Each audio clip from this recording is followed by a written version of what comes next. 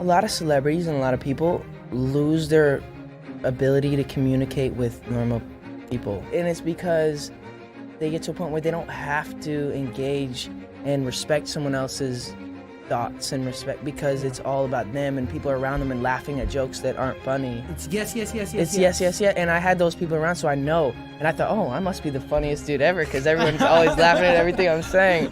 But it got to a point where I was just like, I could feel it. I don't feel happy. All these people are smiling around me and making me feel like but it's unauthentic. That's not what God is. Like, if God is based on love, it's I love you first, regardless of what you do, rather than you do this and then I'll love you.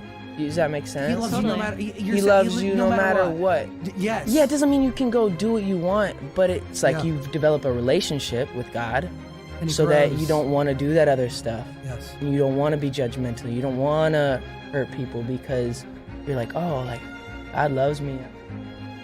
But when it's about religion and about the works and about all this other stuff that's just kind of irrelevant, as soon as I could understand my worth and knew that, like, hey, people aren't giving me what I need. Like, people are always wanting something. I can never tell if something's really authentic, but when I really sit in my room and I'm alone and I can just like, God, are you there? Like, I feel this connection with something that's a higher being. And picture it as being a perfect thing. Yeah. It just puts an ease to my soul that's like, I can't describe.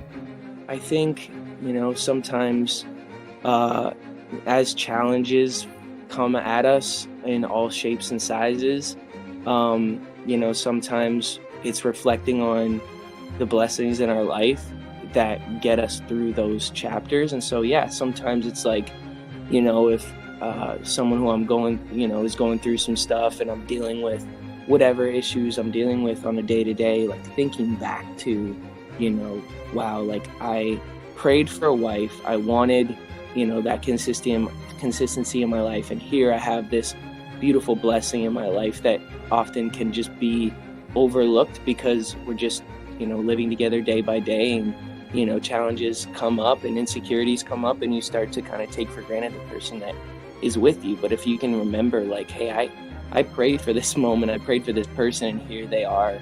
I think just becoming an adult and realizing what is really important in this life. And, if I'm going to continue to do this thing that I'm doing, releasing music and facing the scrutiny that comes with it, what is my reason? What is my why? Why am I continuously putting myself on the line to be criticized? And there has to be an ultimate goal that far exceeds the painful reality of people's opinions. So I think for me, that is identifying my why. Here I have this opportunity to go to the studio and make something with this gift that I've been given. I don't have the gift of, I don't have much of an education. So it's like, but I do have one gift, and that's to make music. And so, like, if I can use that to bring people some sort of rest and reprieve and, escape from their day-to-day struggle, like, that's ultimately what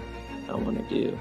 And I think a lot of artists, they have their own, whatever their reason or their meaning is behind their stuff. But for me, I want to just be in the people business, and I want to keep connecting with culture.